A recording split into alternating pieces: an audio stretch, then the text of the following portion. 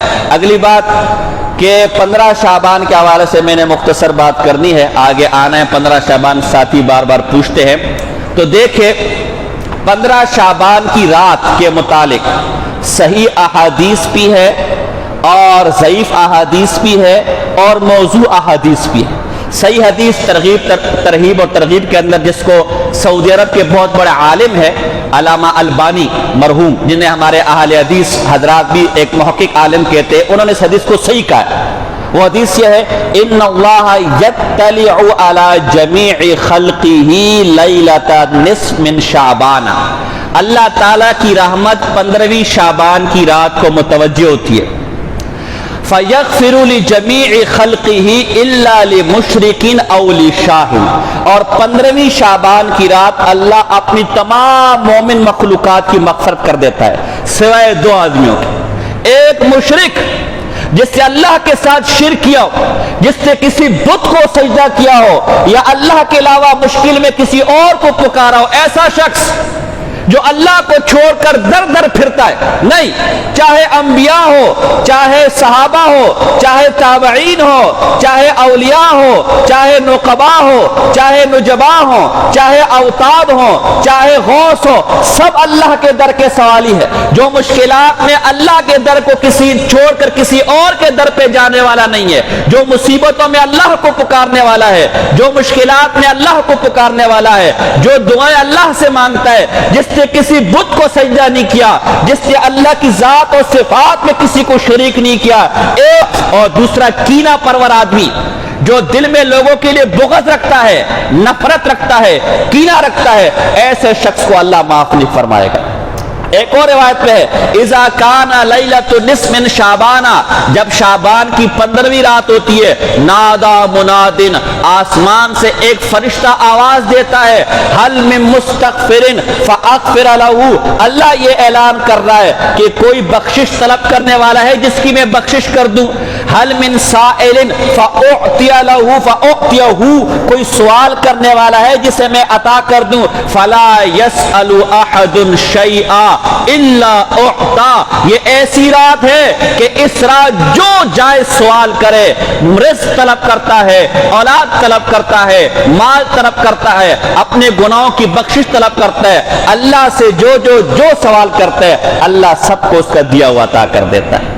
تو اس لیے 15ویں شعبان کی فضیلت ثابت ہے رات کی، چنانچہ شیخ الاسلام امام ابن تیمیہ رحمہ اللہ نے بھی اپنے مجموعہ فتاوی جلد نمبر 23 کے اندر اس کی فضیلت کا اقرار کیا۔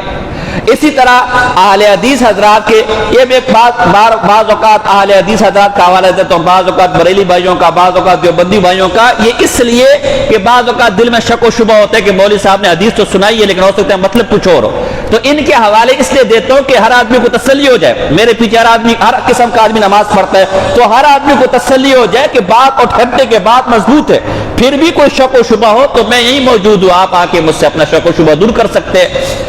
اسی طرح اہل حدیث عالم علماء کے ایک بہت بڑے عالم گزرے، مولانا عبد الرحمن مبارک پوری صاحب رحمہ اللہ، انہوں نے ترمذی کی شرح لکھی ہے جو حدیثی کتاب تحفۃ الاحوذی، بڑی مضبوط شرح ہے، اس کے اندر بھی 15ویں شعبان کی فضیلت کا اقرار کیا ہے۔ اسی طرح فتاوی علماء اہل حدیث اس کی جلد نمبر 2 کے اندر بھی ہے، اور فتاوی شامی جو ہم دیوبندی حضرات بریلی حضرات کی کتاب ہے اس کے اندر بھی اس رات کی فضیلت کا اقرار موجود ہے۔ خلاصہ کلام یہ 15ویں شعبان کی فضیلت رات کی ثابت ہے، لہذا اس رات میں اگر آپ عبادت کرنا چاہیں تو کرنا چاہیے، احادیث میں اس کی تعلیمات آئی ہے، لیکن چند چیزوں سے بچنا ہے۔ نفلی عبادات جتنی بھی ہوتی ہیں وہ گھروں کے اندر پڑھنا زیادہ ثواب ہے، مسجد صرف فرض کے لیے، لہذا اگر کسی مسجد کے اندر آپ دیکھیں نا کہ وہاں امام صاحب سنتیں نہیں پڑھتا یا نفلیں نہیں پڑھتا، فرض پڑھ کے چلا جاتا ہے، آپ پریشان مت ہوا کرے، ہو سکتا ہے وہ گھر میں پڑھ رہا ہو۔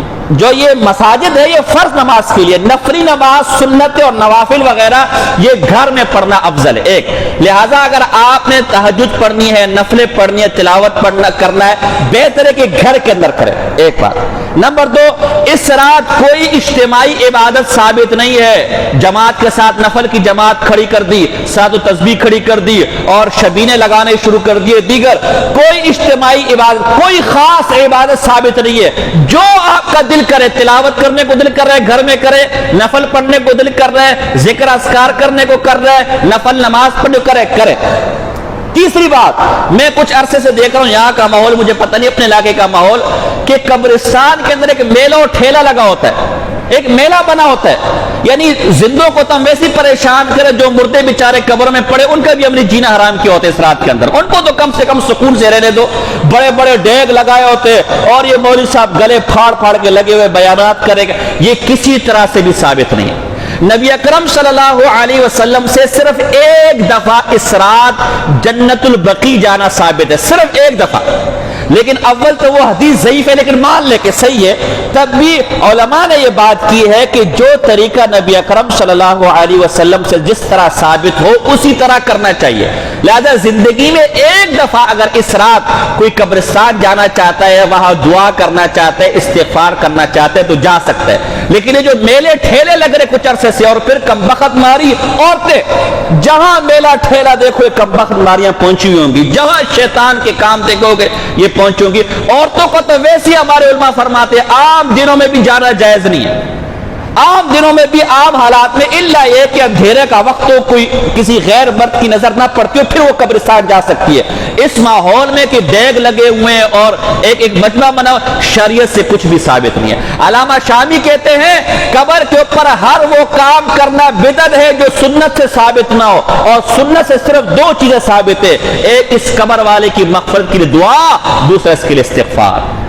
تو اس لیے قبرستان میں میلے لگانا, ٹھیلے لگانا, پھر یہ بار ہمارے پھول پتیوں کی جو ہے وہ دکانیں سج جاتی ہے, گلاب کے پھول لے, کوئی چیز سنت سے ثابت نہیں ہے. ہم جب چھوٹے تھے ہمارے دادے, مجھے اللہ ان کی مغفرت فرمایا, مجھے یاد پڑتا ہے ایک دفعہ لے کر گئے تھے تو لوٹے میں پانی لے کر گئے اور قبر کے اوپر ایک یا دو قطرے ڈال دیے. میں نے کہا دادا جی یہ کیا کیا؟ رحمہ اللہ, اللہ مغفرت فرمایا. اب نہیں ہے. فرمایا بیٹا یہ مردہ پورا سال پیاسا رہتا ہے, بڑا پیاسا ہوتا ہے, تو 15ویں شعبان کو جو دو قطرے ہم اس کو دیں گے نا تو اس کا پیٹ کیا ہو جائے گا, پورے سال کے لیے بھر جائے گا.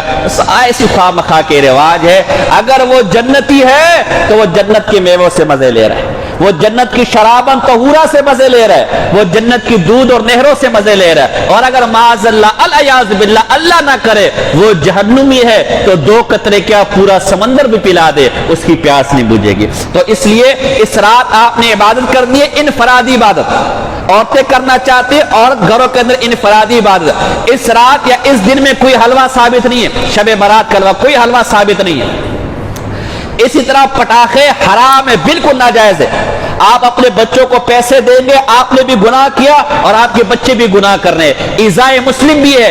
ایک تو غیر مسلموں ہندوؤں کے ساتھ مشابہت ہے, یہ ہندوؤں کا رواج ہے پٹاخے پھوڑنا. اور پھر کوئی بیچارہ بیمار ہوگا, کوئی بزرگ ہوگا, کوئی آرام, پوری رات جو وہ سر پہ اٹھائی ہوتی ہے, تو یہ پٹاخے پھوڑنا بھی حرام ہے. اور اس میں بڑے حضرات گنہگار ہیں, وہ اپنے بچوں کو پیسے دیتے تو وہ لے کر آتے ہیں نا. تو سختی سے اگر آپ منع کریں گے تو کبھی بھی کام نہیں کریں گے. آپ سختی کریں گے آپ کے بچے مناؤ گے, تو یہ پٹاخے پھوڑنا جائز نہیں ہے. دن میں روزہ رکھنا, تو ایک روایت ابن ماجہ کی روایت ہے, قوموا لیلہا وصوموا نہارہا, اس شب برات اس 15ویں شعبان کی رات کو عبادت کرو اور دن میں روزہ رکھو. اگر کوئی روزہ رکھنا چاہے, کوئی روزہ رکھنا چاہے, کوئی فرض واجب نہیں ہے, روزہ رکھنا چاہے تو چونکہ ویسی احادیث میں آیا ہوا ہے کہ 13, 14, 15 یہ ایام 20 کہلاتے. ان 13 ہر مہینے کے اسلامی مہینے کی 13, 14, 15 تاریخ کو رسول اللہ صلی اللہ علیہ وسلم روزہ رکھتے تھے. تو 15 بھی ایام 20 میں کوئی اگر رکھنا چاہے تو اچھی بات ہے, ثواب کی بات ہے. 13 کو بھی رکھے, 14 کو بھی رکھے, 15 کو بھی رکھے. لیکن کوئی فرض واجب یا ضروری مطلب سمجھ آ رہا ہے کہ نہیں آ رہا؟ تو ایک تو رات کو اجتماع کر کے, خاص کر عورتوں کو قبرستان میں نہیں جائیں گے, یہ کام بدعت ہے. ٹھیک ہے, گھر کے اندر ہے, مسجدوں کے اندر محافل کرنے کی ضرورت نہیں ہے, اجتماعی نمازیں پڑھنے کی, اجتماعی عبادات کرنے کی ضرورت نہیں ہے. گھروں کے اندر کرے, تلاوت کرے, جو کرنا چاہے. دن میں روزہ رکھنا چاہیں تو اچھی بات ہے, نہ رکھنا چاہیں کوئی گناہ نہیں ہے. رکھ لیں گے تو ثواب مل جائے گا, نہ رکھیں گے تو کوئی گناہ نہیں ہے. اور اگر رکھنا چاہیں تو 13 کا بھی رکھ لے, 14 کا بھی رکھ لے. اس کے علاوہ کوئی مسئلہ, کوئی اشکال ذہن میں ہو تو آپ بعد میں پوچھ سکتے ہیں. اللہ پاک عمل کی توفیق عطا فرمائے. وما علینا الا البلاغ المبین.